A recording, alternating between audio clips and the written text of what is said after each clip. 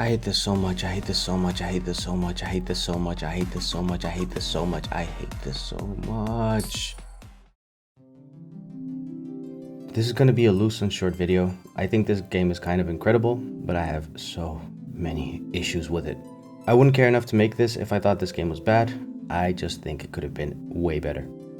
If you've looked in the general direction of video games in the last 25 years, then you probably know the deal. You start off as Cloud, the former super soldier, now turned mercenary.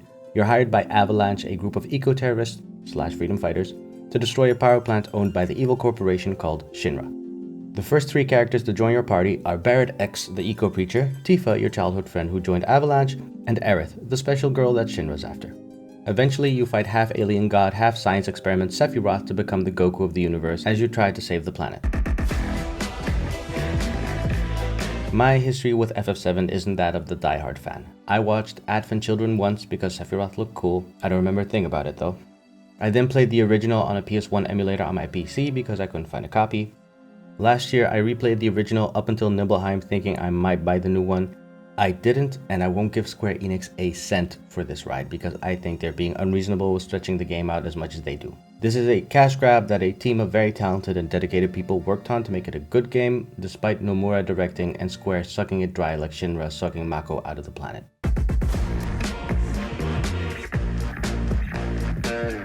This is an amazing fighting system.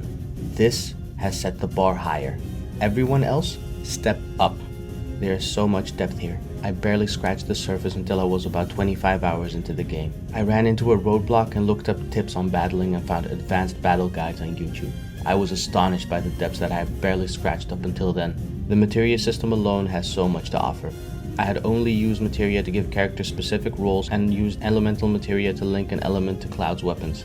You can link different materia for different effects and they stack on top of each other. The individual abilities add a unique flavor to fighting with each character, whether you're shooting infinite bullets as Barret or brawling your way through enemies as Tifa.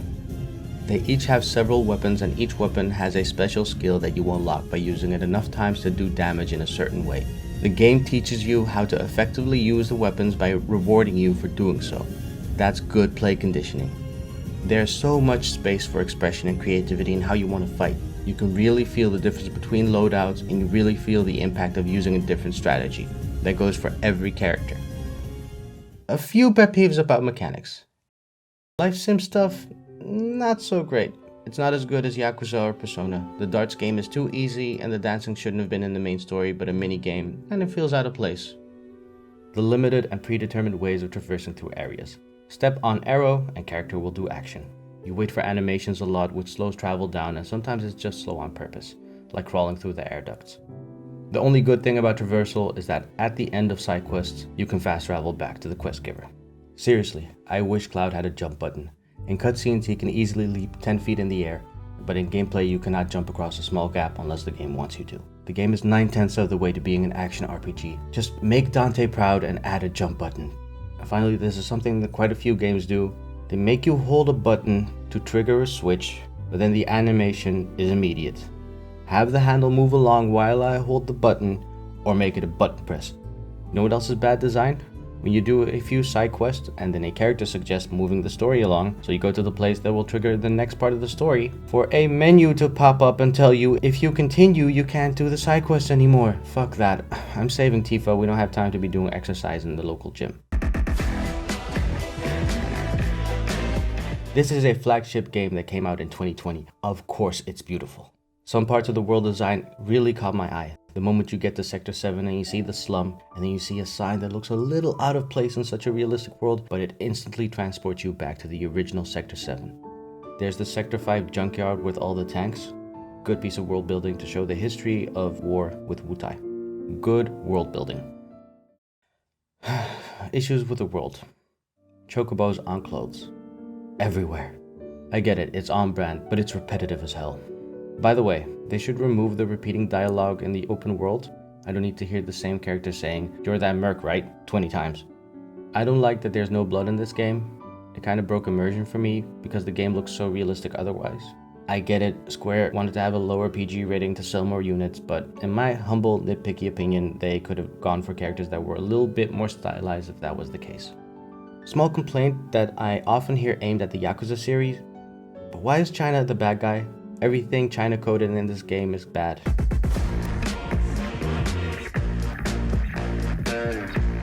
The original FF7 had a great story about capitalism that ran amok and is destroying the planet while your main character has a few existential crises. Someone recently said to me that JRPGs are dystopian fiction hidden behind big swords, and FF7's original story is a prime example of that. If you squint your eyes and turn your head, then this is the same story? Kinda? I like some of the changes. For someone like me who isn't aware of every little detail in the extended FF7 universe and is only familiar with the original, changing the direction of some story elements is a nice surprise. I like the idea that the original is changeable. However, a lot of the stuff they added takes focus away from the original theming. The themes are still here, but they become more shallow as the story becomes broader. Where the original was focused and tight in how it told its story about identity, anti-capitalism, and environmentalism, this one seems to want to talk more and say less. It even passes up on opportunities to relate new elements of the story to those themes. The biggest example of this is the Whispers. They are the ghosts who try to fix the changes to the timelines. The way Red 13 tells it, they come from the planet. In the original, the planet tries to kill humans because they were killing her to satisfy their greed. In the remake, a Sephiroth from the future or another timeline travels to this point in time to change that destiny so he can survive it or live forever or something. Whatever. If the Whispers want to keep the timeline as close to the original as possible to protect the planet from humans, then our hero's job should be to fight Shinra and Sephiroth to show that humans can do better. Unfortunately, the story becomes about the Whispers being part of destiny and the timeline being fixed, until they beat the Whispers, of course. They kind of become bureaucrats of destiny who want to keep things as they are because that's the way it should be, instead of keeping the timeline on track for the sake of the planet. By the way, all this talk of destiny completely destroys any sense that the characters had of being real people. They become vehicles to deliver bad anime Shakespeare monologues. And the worst thing about it is that I think the makers chose this direction because it allows Nomura and whoever else is in charge to stuff the game full of references to other products to tie in as much stuff as possible. To me, that's not storytelling. It's a trail of breadcrumbs so people can think up theories. Fun as that may be, that should be an added bonus to the actual story you're trying to tell, not how you tell the story. Nor should I have to read books, play the original game and its spin-offs, watch movies, and read wikis to know what's going on. Especially if there are inconsistencies between those stories. That means that you have to include time travel or multiverse stuff to tie it together. You make fans consume more products so they get all the references, and in the end you have to do a big timeline fixie thing to bring it all back together like the MCU did. It also elevates the stakes to a point beyond anything worth caring about. The stakes in the original game were already at a planetary level. You don't need to go universe or multiverse. And then there's Square's biggest crime. This story is slow. You can feel the padding. Sometimes it even announces that the next section will be padding, like when you get to the upper levels of Shinra building, or when Hojo announces that to get out of his lab, you have to take part in his experiments. A lot of the padding consists of making you do busy work, a lot of walking back and forth, or bad puzzles. Seriously, all the puzzles feel like they're tagged on. Barret is so cool. He's so cool. I love Barret in this game. He's a good dad. He's a simple character. He has 3 things going for him. 1. He's a preacher man who completely believes in his cause. 2. He loves his daughter. 3. Gun arm. What I like about him is that he's allowed to be overly emotional, something usually reserved for female characters in games. He's unreasonable, he is very worried about his daughter's well-being. Good character.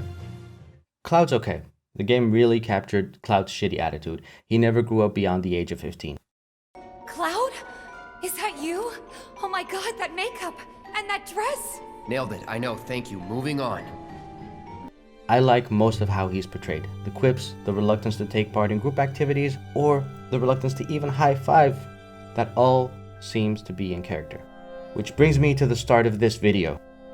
Cloud wouldn't do this. He was barely willing to high-five Aerith after multiple attempts from her side, and she'd been helping him out over the course of more than a day. But he will whine in front of an audience with a total stranger? And this whole bit undoes the fact that dressing Cloud up was Aerith's idea. That was a good indicator of her character. She looked like a pure flower girl, but she was cheeky, disarming, and she could come up with a scheme because she grew up in the slums. Now she's a waifu with a few cool moments. Tifa is this super badass who's the closest to Cloud in dexterity and physical strength. However, her character is super timid and waifu'd up. The only interesting thing about her character is that she's given room to have doubts about Avalanche. She believes in the cause, but doesn't think all the destruction is worth it. And the waifu shit is exhausting. I said before that Barret is allowed to be overly emotional instead of the role going to a woman by default, but that's probably because the girls are barely allowed to be characters in this game. Jessie, Tifa, and Aerith all three care about the missions, but they care more about getting with Cloud. It takes up such a large part of their dialogue. And Andrea is a character who I fucking hate. You know why? Because he's not a character. He's a queer-coded caricature of a flamboyant gay man. We have too many of those in games, not enough actual gay characters. I'm playing Dragon Quest XI soon. I've heard good things about Sylvando. I will let you know. Then there's the Turks. They're basically the CIA/Hitman squad of the FF7 universe. They do Shinra's dirty work. They have two missions in this game. First is, get Aerith. Second, drop a piece of the giant plate in the sky on the city below. The latter would have killed thousands of people if not for the evacuation by Avalanche. They were okay with killing all these people. That's why it bothered me that the game tries so hard to absolve Rude and Reno by putting the blame on their boss, Tsung. However, you fight Reno and Rude to stop them from doing it. After you beat them, Rude still goes through with it. The same goes for Leslie, Chocobo Sam, Madam M, and Andrea. They are portrayed as likable rogues, but they are sex traffickers who pick girls to serve up to this hideous blob of a man. The voice acting in some cases is really good. I wish some of the actors had better material to work with. I don't know what Funimation did to piss Square off, because I only recognized about 5 characters from anime and other Japanese games. Wedge should be more than a fat joke. And Johnny is pretty Yajirobe. He's gonna be in the right place at the right time a few times, and he's accidentally gonna help out. There's a bunch of characters that I didn't recognize from the original. Some of them are new, but apparently some of them are from the spin-offs. They're a mixed bag. The new characters in Sector 6 are bad. They barely have personalities, and they're sex traffickers. Roche is fun. He's an over-the-top flowery art guy, a self-proclaimed artist in battle who barely pays attention to anything else. He's Yusuke from Persona on a bike. Then, there's Chadley. Nomura has a thing for 2 types of characters: brightly colored Kingdom Hearts style kids or flamboyant tall supermodels. One of those categories fits in this world, one doesn't. To conclude, Nomura.